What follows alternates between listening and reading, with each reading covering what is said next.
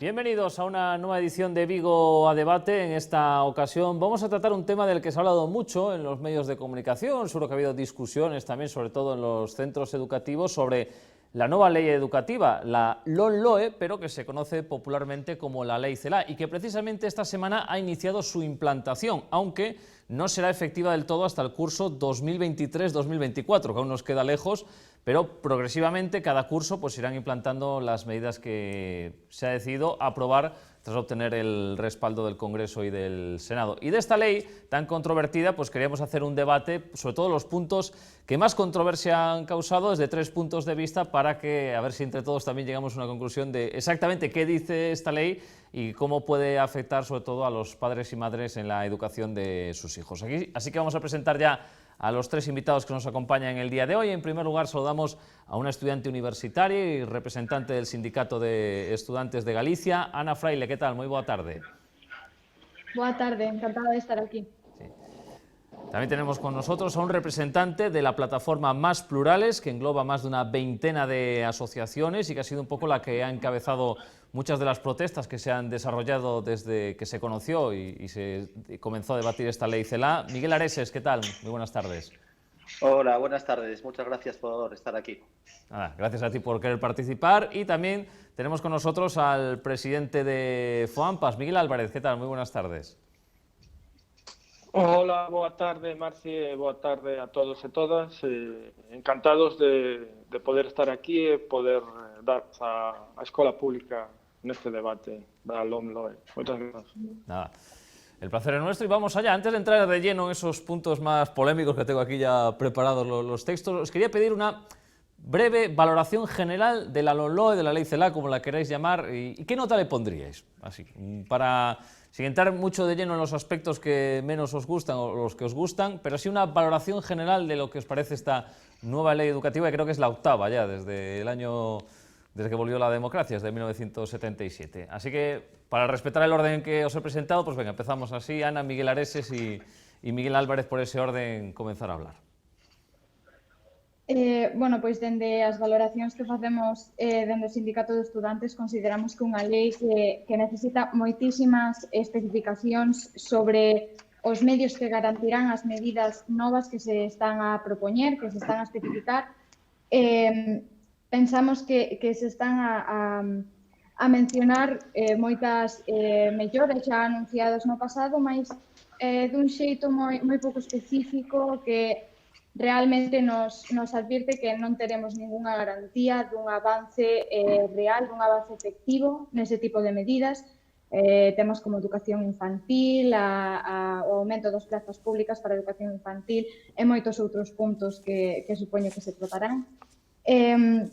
Se tivese que dar unha valoración, pois eu personalmente non sabería dar un número específico, mas creo que con aprobado baixo. Evidentemente, calquera avance cara mellor, sobre todo para a clase obreira no Sindicato de Estudantes, valórase positivamente, mas consideramos que son medidas moi escasas, que se necesita traballar moitísimo máis e que hai unha grande decepción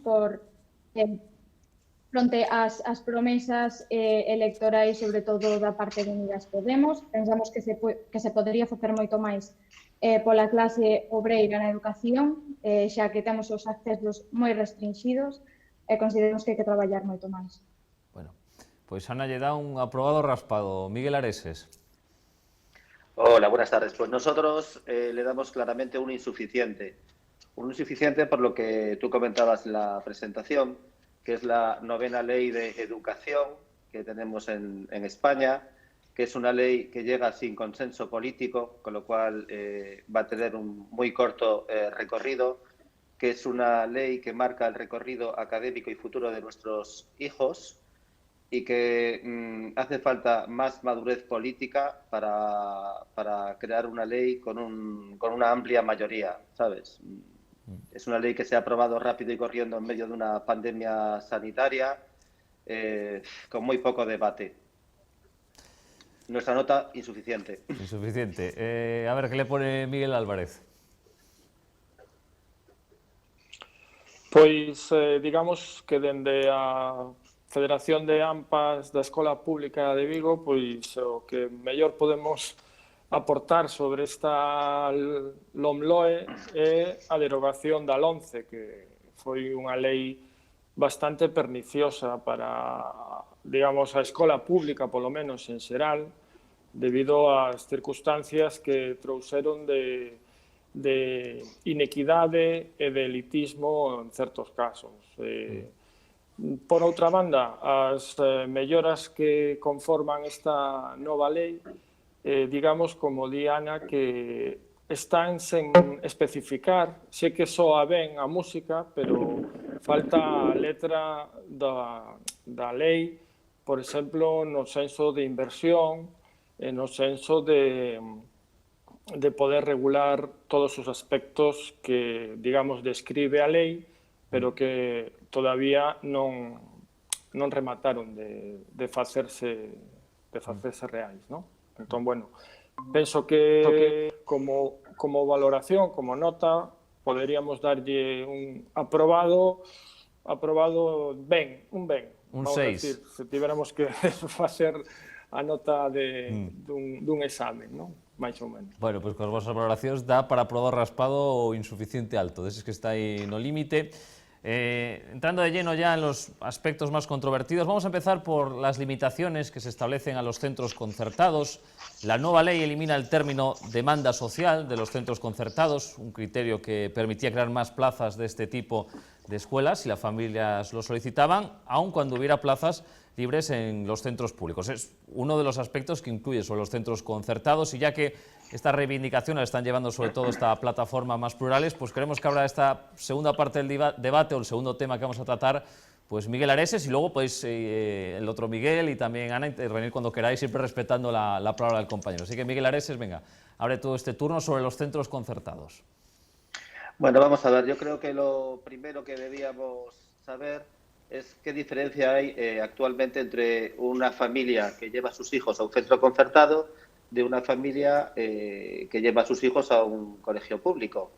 Realmente no hay ninguna diferencia.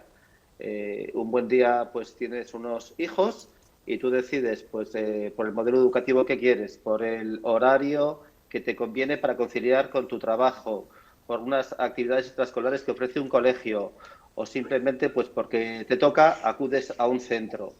¿Qué es lo que cambia? ¿La renta de estas familias? No. Un colegio concertado es un colegio público donde lo único que cambia es la propiedad de las piedras, la propiedad del propio inmueble. Si no hay subvención pública, no hay colegio concertado. Y por eso es que lo noté en las manifestaciones que hemos tenido en Vigo, que mucha gente nos decía, si queréis un colegio concertado, tenéis que pagarlo.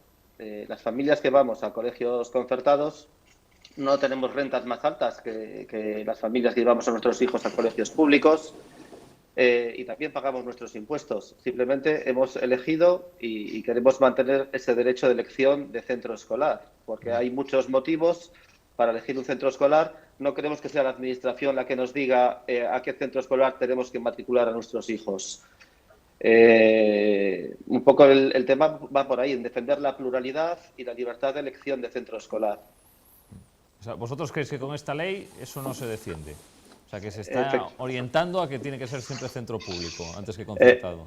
Efectivamente, cuando matriculas a un hijo, pues ahora mismo actualmente te dan a elegir por un baremo de puntos, y tú eliges los colegios por tu orden de preferencia, y después se te asigna un centro. Pues con esta nueva ley resulta que es la administración la que al final va a decidir por ti en función de si tienen plazas en un colegio público o no. Ya. Ana, Miguel Álvarez, ¿qué opináis al respecto? ¿Coincidís con Miguel Areses o no? Bueno, non sei se quedará a falar primeiro o meu compañero Miguel Álvarez, non sei... Bueno, xa que tomaches a palabra, adiante, veña. Tómate, adiántate. Por suposto, penso que é unha reivindicación xa moi reiterada no Sindicato de Estudantes. Nos defendemos un sistema público que non exclúa a ninguén, que non deixe atrás a ninguén, e, por suposto, para nós a escola concertada vai ser sempre un punto forte de polémica e de resposta.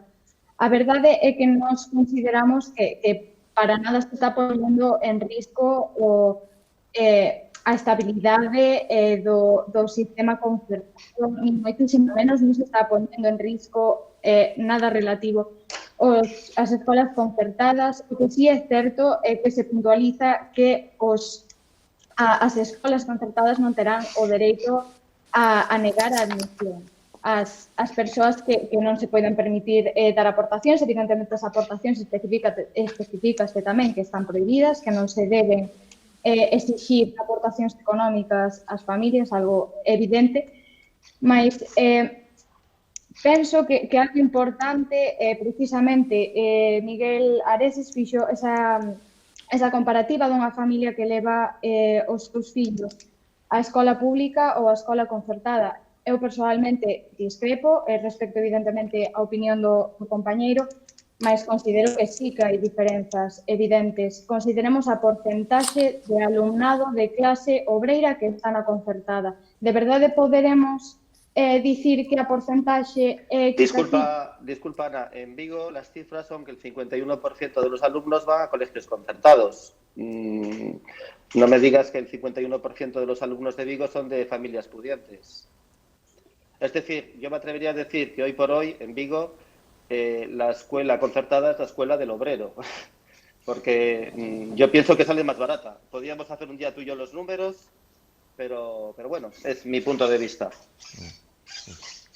Ana, continúa se queres, Bueno, eu descoñezo o dato, evidentemente non podo negar algo no que descoñezo o dato en concreto na escola concertada en Vigo, mas polo menos pola miña experiencia persoal, evidentemente como estudante, acabo de sair da educación secundaria, estou empezando a educación universitaria e creo que teño unha visión bastante ampla do que é a escola pública e non deixo de ter contacto con membros da escola concertada e penso que sí que se pode observar unha diferenza. Non podo afirmar rotundamente, sen lugar a equivocarme, que poidan existir determinadas porcentaxes de persoas de clase obreira que conseguisen acceder á educación concertada, mas nos observando datos e sendo concienzudos co noso estudo analítico, consideramos que para nada o acceso é totalmente libre ao alumno o alumno proletario, o alumno de familia de clase obreira, penso que algo relevante precisamente nesta lei sobre a escola concertada é precisamente a eliminación da reserva do dereito de admisión do alumnado, é dicir, que o alumnado en situación en risco de situación de marxinación social poida acceder á escola concertada en caso de non existir plazas na escola pública. Penso que pode ser algo positivo e algo que pode, evidentemente, denegar determinados privilexios aos membros da escola concertada, por suposto. Creo que non teño moito máis que dicir. Bueno, pois Miguel Álvarez. Pois, isto hai que velo nun plano xeral. Cando falamos digamos, da escola pública e pública concertada, que se chama o concerto. En Vigo, como di Miguel Areses, é certo, porque nós temos os datos, que hai un 51% dos alumnos matriculados en centros concertados privados. Un 49% no que respecta aos centros públicos. Isto sempre falando das etapas de educación obrigatoria. Que ocorre? En Vigo, a oferta de centros concertados, sobre todo no núcleo central da cidade, é super abundante, está en exceso. Entón, as familias, digamos, que teñen as posibilidades de poder matricularse nestes centros, por outra parte, que teñen unha matriculación altísima. Moitos deles superan os 1000 alumnos entre educación infantil, primaria e secundaria. Pero se falamos, abrimos a visión a nivel de España, os datos dignos que o 90% das familias socioeconómicamente vulnerables están na escola pública e solamente un 10% atópanse matriculados na escola concertada. Eso quere dicir que, por unha banda, hai unha segregación, non sei se real a propósito ou non, ou por esas medidas que falaba Ana, de que hai determinadas cuotas, determinadas aportacións a congregacións, a fundacións, que, digamos, sosteñen a escola concertada, que, digamos, non fan imposible a matriculación no que é o curso lectivo, pero sí nas actividades mal chamadas complementarias, como é ir á aula matinal, como ir a comedor, como facer determinados reforzos educativos nas actividades extraescolares, que, digamos, que ao final pois marcan un pouco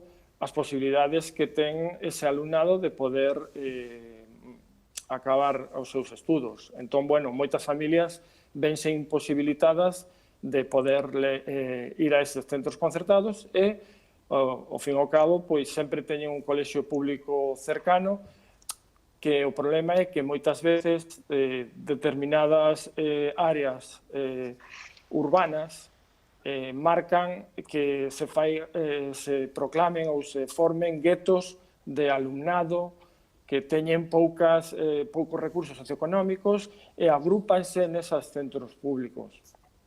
Por outra banda, é mentira que nesta lei fágase un cambio sustancial de que a admisión do alumnado nos centros. Eso non é certo. Simplemente se teñen en conta unha serie de premisas, como estou falando, de que intentarase ter unha equidade e se hai unhas prazas públicas ofertadas, pois terán preferencia frente ao concerto, que tamén é lógico, porque o concerto naceu na época de Felipe González para poder matricular a todos os alumnos nunha escola pública. Non había centros públicos suficientes para matricular a todo o alumnado, naceron os concertados, os concertos, quero dicir, xa existían esos colexios de congregación religiosas en España, por suposto, e fixeron concertos con eles para poder ter unha matriculación universal de todo o alumnado e ter unha educación obrigatoria. Pero, digamos que as características principais das admisións nos centros non mudaron con esta nova lei. Por outra banda, o alumnado NEAE tamén está máis representado na escola pública, co que require un maior nivel de recursos, un maior nivel de atención, como é normal, non? Que na escola concertada. Isto tamén ten que ser equilibrado de alguma maneira, porque ao final é unha representación da sociedade e todos temos, en algunha medida, persoas que sufren estes problemas, que son finalmente igual que todos nós, non? Todos temos algunha discapacidade, é mellor que este nunha escola ordinaria, vamos a decir así. Sí. Que eso será outro tema que falaremos. Sí, ese tema sería o seguinte a tratar, pero Miguel Areses, por alusión, non sei se queres responder a algo que comentaron os teus compañeros de debate. Sí, pues simplemente informar que los colegios concertados son colegios donde son gratuitos, lo marca el propio concierto. Es cierto que algunos centros cobran, puedes pagar una aportación voluntaria por parte de las familias, que yo creo que estará al orden al 70%, al 60% de las familias que lo pueden pagar y lo pagan gustosamente, pues porque estos centros te dan, como decía Miguel Álvarez, una serie de servicios a mayores, pues una aula matinal, un servicio de comedor que gestiona el colegio, no las AMPAs de los colegios como pasa en los públicos, unas actividades extraescolares, es decir, hay una mayor integración de cara a ese alumno y de cara a que las familias puedan conciliar su actividad laboral. Es decir, un colegio concertado es un colegio gratuito, no es de pago, es gratuito. Hay una aportación voluntaria, lo dicen las palabras y lo dice la ley. Es cierto que un colegio, que tiene que haber una equidad y un equilibrio entre los colegios. Tienen que existir los colegios públicos que hacen una inmensa labor en la sociedad, y tiene que también haber colegios concertados. ¿Por qué? Porque dentro de esta pluralidad educativa está la riqueza. Exactamente igual que los niños, no todos son iguales y cada uno necesita una atención diferente, pues exactamente igual la educación. No podemos centrarnos en un único modelo educativo, porque correríamos el riesgo de que la educación se politizara, por ejemplo. Y lo dejo ahí. Vale. No sé si Ana o Miguel Álvarez quiere hacer un último apunte sobre la concertada. Simplemente falar que, como dicen antes, esta lei non muda case nada dos requisitos para entrar na escola pública e na concertada. O único que pon límites é un pouco a ese desequilibrio que vense producindo, que os datos estadísticos aí están, sobre todo en comunidades como Madrid, comunidades como Andalucía, que están, digamos, facendo guetos para os alumnos con... Escoitas, sí. A ver se recupero esa conexión. Bueno, pois, a ver, Miguel, agora fala. Hola, escoitadesme? Ahora sí, ahora sí. Podes continuar, se queres. Es que perdimos que está dicindo de Madrid, Andalucía, deixamos de escoitar aí. Non, que estas comunidades, sobre todo, están, digamos, facendo unha exclusión dos alumnos en guetos segundo as súas posibilidades socioeconómicas, das súas familias, evidentemente. Entón, isto hai que facer un reequilibrio e intentar que, digamos, sexa unhas posibilidades equitativas para todos e todas. Disculpa, Miguel, es que precisamente para impedir esto, que se hagan guetos, para eso está, cuando tú eliges donde matricular a tus hijos, el sistema de puntuación, que tienes unos puntos por proximidad, otros puntos por la situación socioeconómica de la familia, por la renta, hay unos baremos, y en función de eso pues hay más puntuación y das la oportunidad a las familias de elegir otro centro escolar. Es decir... Sí, pero aí hai varias trampas, te digo, porque, por exemplo, en Vigo, calquer alumno pode, digamos, matricularse nunha escola concertada, sobre todo por o transporte escolar. En Vigo hai unha carencia moi grave de transporte escolar na escola pública. Por que? Porque hai unha serie de normativas da Consellería de Educación que impiden que calquer transporte pase por diante de outro centro público, digamos, donde podes matricularte. Entón, digamos, as liñas están moi acotadas e calqueira non pode ir a calquer colexio público. Mentras que na escola concertada ten liñas por todo a de Vigo e poden ir a calquer sitio, a calquer centro do... Si hablamos del transporte escolar, te diré que en los colegios concertados las familias se tienen que pagar su transporte escolar y se tienen que pagar su comedor, cuando esa misma familia con esa misma renta en un colegio público pues estaría subvencionado por la Xunta. Es otra discriminación entre iguales que es súper injusto. Ana, queres apuntar algo máis ou queres comezar o seguinte bloque? Ti decides. Gustaríame puntualizar sí, por suposto, un pequeno dato.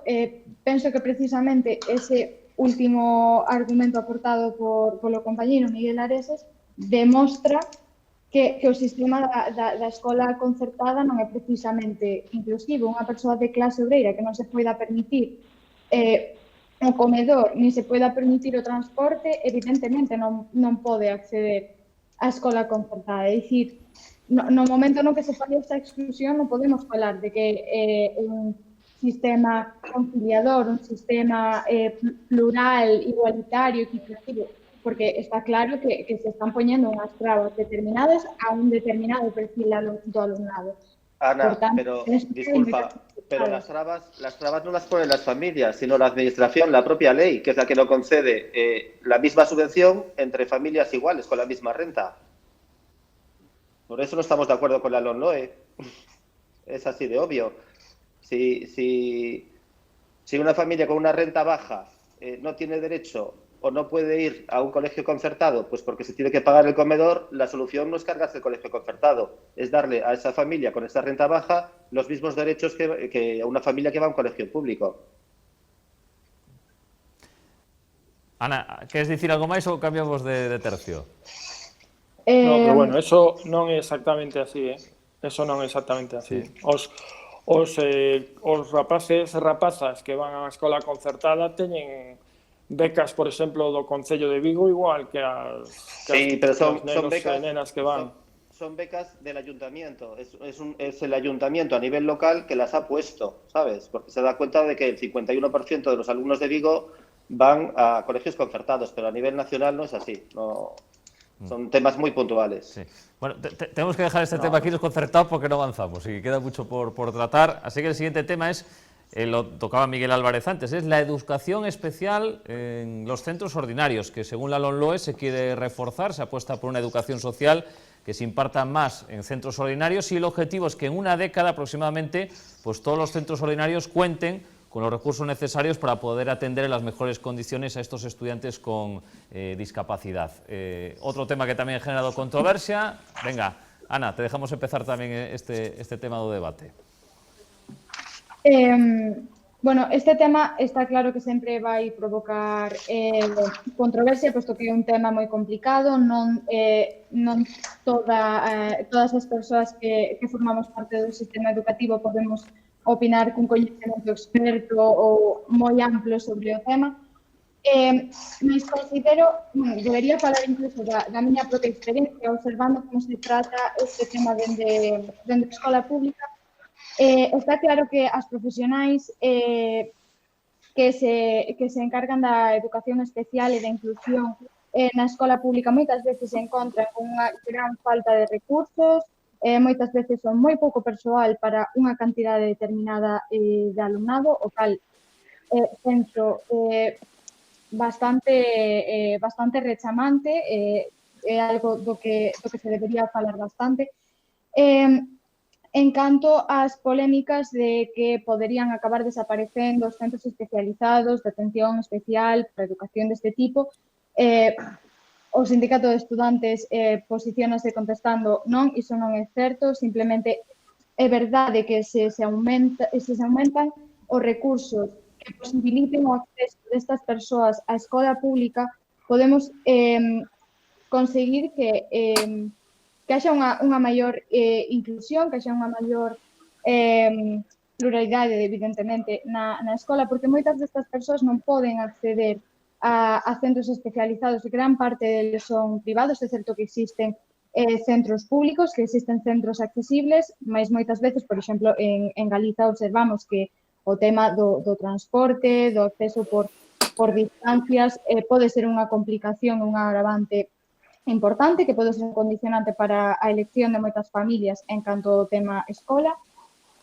Mas precisamente por iso, se o único centro público o que ten unha familia determinada acceso está demasiado lonxe, non permite a conciliación laboral, non permite a conciliación familiar, a única opción é acceder á escola pública. Se a escola pública se encontra nunha situación de abandono absoluto deste sector, desta parte tan importante da escola pública, evidente que estamos excluindo, que estamos sendo discriminatorios e penso que é moi importante que se afonde na inclusión na educación pública. Evidentemente hai casos nos que non é posible, nos que a socialización nun centro público convencional podería ser incluso perxudicial por determinado tipo de circunstancias e, por suposto, deberíase habilitar unha maior accesibilidade a centros especializados.